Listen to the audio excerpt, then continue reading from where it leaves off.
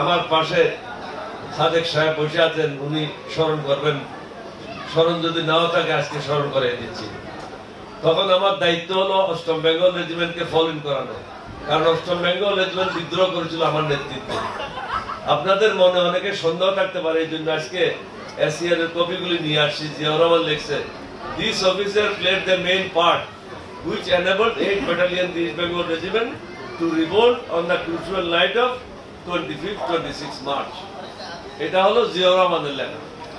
এটার নিচে লেখা হলো, general Shafiullah, army chief, I concur with the report of the initiating officer. অর্থাৎ আমি ইনিশিয়েটিং অফিসার রিপোর্টের সাথে একমত। তাহলে বিদ্রোহ জিয়াউর রহমানের নেতৃত্বেই, কিন্তু বিদ্রোহটা করেছিলাম আমি। তারপরে হলো স্বাধীনতা। পরের বছরের এসিএল লেখে জেনারেল শওকত, মীর শওকত আলী। মীর শওকত আলী লেখে, this officer will be an asset for Bangladesh army properly guided.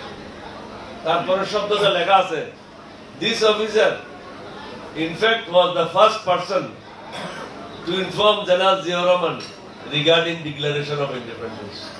স্বাধীনতা ঘোষণার জন্য জিয়াউর রহমান সাহেবকে আমি উদ্বুদ্ধ করি এবং নিয়ে যাই। এটি এসিআরে, এটা লিখিত রিপোর্ট, এটা আমার নিজের বক্তব্য না। অনেকের এখন খারাপ লাগবে।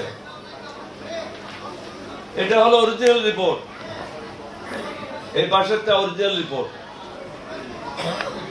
এসিআর এর কপিগুলি আমি আর্মি হেডকোয়ার্টার রাখি নাই, কারণ আমি জানি পরবর্তী পর্যায়ে এগুলি ডেস্ট্রয় করে দেবে।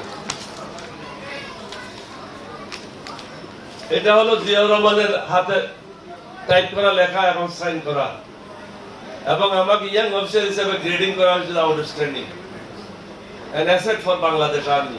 আমি জানি না বাংলাদেশ আর্মি তার কারণ বাংলাদেশ আর্মির অ্যাসেট হিসেবে লিখছে কিনা। এগুলি কপি আছে, আমি দিয়েছি, আপনারা সার্কুলেট করবেন, নেবেন। তারপরে আমরা একত্রিত হলাম সেন্টারে। সেন্টারে খোলা জায়গা ছিল সিডিএ মার্কেটে, ওখানে একত্রিত হলাম। উঁচু কোনো জায়গা ছিল না। জিয়াউর রহমানকে দাঁড়ানো হলো একটা ড্রাম্পের উপরে, তেলের ড্রাম্পের উপরে। জিয়াউর রহমান আমার ডান হাতটা ধরলেন, ওনার ডান হাতে বললেন যে, না, from now onward we revolt. দুজনে উপরে হাত, বিদ্রোহ করলাম। বিদ্রোহ করে চিন্তা করলাম এখন কি করা যায়। বর্তমান পজিশনে যদি থাকি তাহলে আমাদেরকে সকালে F-86 এসে ডেস্ট্রয় করে দেবে, আমাদের অস্তিত্ব থাকবে না। এবং ক্যান্টনমেন্টে তখন 3টা ট্যাঙ্ক ছিল, ট্যাঙ্কের মুখোমুখি করা এই অষ্টম বেঙ্গল রেজিমেন্টের কোনো শক্তি ছিল না, কারণ অষ্টম বেঙ্গল রেজিমেন্টে মেশিন গানও ছিল না। কারণ আমরা তো ট্রেনিং নিয়ে খারিয়া ক্যান্টনমেন্টে যাওয়ার জন্য প্রস্তুতি নিচ্ছিলাম। আমাদের কাছে ভারী গোলা বারুদ ছিল না, শুধু 303 রাইফেল ছিল আর 2-1টা LMG ছিল, গাড়ি ঘোড়া তেমন ছিল না। সুতরাং সব দিক দিয়ে আমরা দুর্বল ছিলাম, এবং 3 ভাগের 1 ভাগ সৈন্য ছুটিতে ছিল, পুরো ব্যাটালিয়ন উপস্থিত ছিল না। চারিদিক থেকে আমরা একটা নাজুক অবস্থায় ছিলাম। তারপরও অষ্টম বেঙ্গল রেজিমেন্ট এবং প্রত্যেকটা সিপাহি যে বীরত্ব দেখিয়েছে, তাদেরকে বাদ দিয়ে বাংলাদেশের ইতিহাস কখনো রচিত হবে না। অষ্টম Bengal regiment means independence of Bangladesh. Independence of Bangladesh means অষ্টম বেঙ্গল রেজিমেন্ট। আমরা যদি বিদ্রোহ না করতাম সেদিন অষ্টম বেঙ্গল রেজিমেন্টকে নিয়ে, আমি বিদ্রোহ করলে তো হবে না, সাদেক সাহেব বিদ্রোহ করলে হবে না, তো ট্রুপসরা সবাইকে বিদ্রোহ করতে হবে। সুতরাং আমরা যদি সবাই মিলে সেদিন বিদ্রোহ না করতাম তাহলে বাংলাদেশ স্বাধীন হতো না। কারণ প্রথমে আমি যেটা বলেছিলাম, শেখ মুজিব স্বাধীনতা চায় নাই। শেখ মুজিব তো গিয়ে শেরাটনে মুরগির রান আর ছাগলের গোস্ত খাচ্ছিল ইয়াহিয়া খানের সাথে। সে তো বাংলাদেশের স্বাধীনতার জন্য চায় নাই, সে তো গিয়েছিল প্রধানমন্ত্রী হওয়ার জন্য পাকিস্তানের। এবং যখন কথা ফেল হলো তখন কি বলল, যে আগামীকাল হরতাল। এগুলি তো রেকর্ড। শেখ মুজিব কখনো বাংলাদেশের স্বাধীনতা চায় নাই, তিনি মুক্তিযুদ্ধ চায় নাই। মুক্তিযুদ্ধ যদি তিনি চাইতেন, প্রধান কমান্ডার রণভঙ্গ দিয়ে পলায় গেল, আর ওখানে সিপাহীরা থাকবে, এটা কি হয়? তিনি তো ছিলেন প্রধান সেনাপতি, তিনি তো ছিলেন সবার নেতা, তিনি পলায় গেলেন আর আমাদেরকে মাঠে অরক্ষিত অবস্থায় রেখে গেলেন। এ সাদেক সাহেব এখানে উপস্থিত আছে, জিয়া সাহেব সকাল বেলায় পাশে একটা সরা ছিল, আমরা করলডাঙ্গা পাহাড়ে গেলাম। সরাতে গিয়ে সবাইকে বলা হলো অজু করে আসো। অজু করে এসে সবাই শপথ বাক্য পাঠ করলো, বাংলাদেশের প্রতি আনুগত্য প্রকাশ করলো। এবং আমরা ট্রুপসদেরকে বিভিন্ন ভাগে বিভক্ত করলাম। সাদেক সাহেবের নেতৃত্বে একটা প্লাটুন দিয়ে ওনাকে পাঠানো হলো সীতাকুণ্ডে। তখন তো আমাদের ট্রুপসের সংখ্যা লিমিটেড।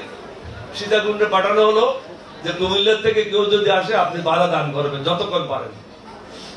মেজর শওকতের নেতৃত্বে একটা কোম্পানি পাঠানো হলো চট্টগ্রাম বন্দরে। মেজর হারুন আমাদের সাথে এসে যোগ দিল ইপিআর থেকে, তাকে দায়িত্ব দেওয়া হলো কোর্ট বিল্ডিং এ। লেফটেন্যান্ট শমশের মুবিনকে দায়িত্ব দেওয়া হলো চট্টগ্রাম মেডিকেল কলেজ এলাকাতে।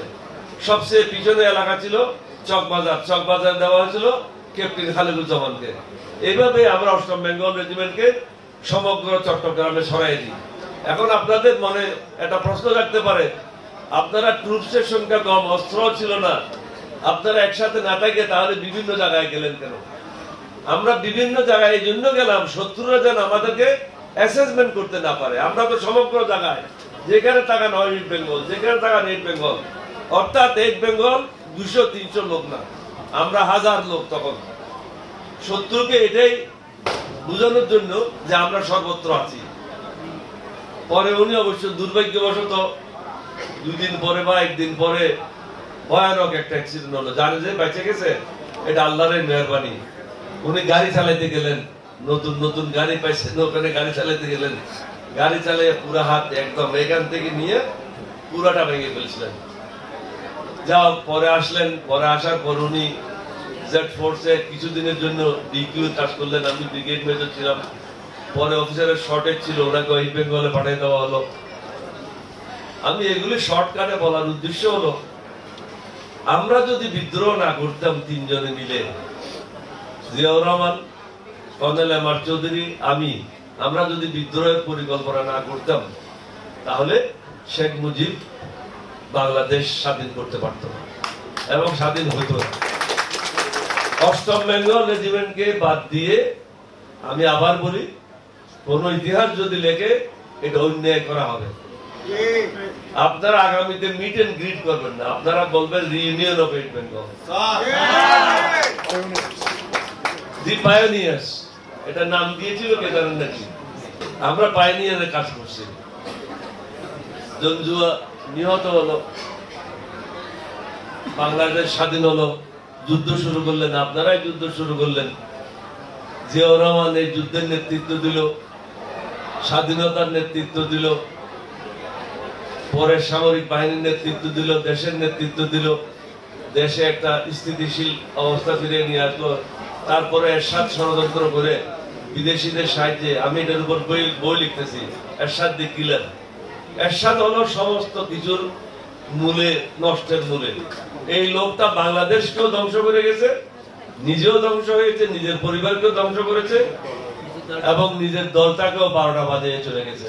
আমি বহুদিন আগের থেকে বলছিলাম, মাইনাস এরশাদ নো জাতীয় পার্টি। জাতীয় পার্টি মানে এরশাদ, এরশাদ মানে জাতীয় পার্টি। ও থাকবে না আর এই পার্টি থাকবে না। এখন নাই, দেখছেন, আগামীতেও থাকবে না।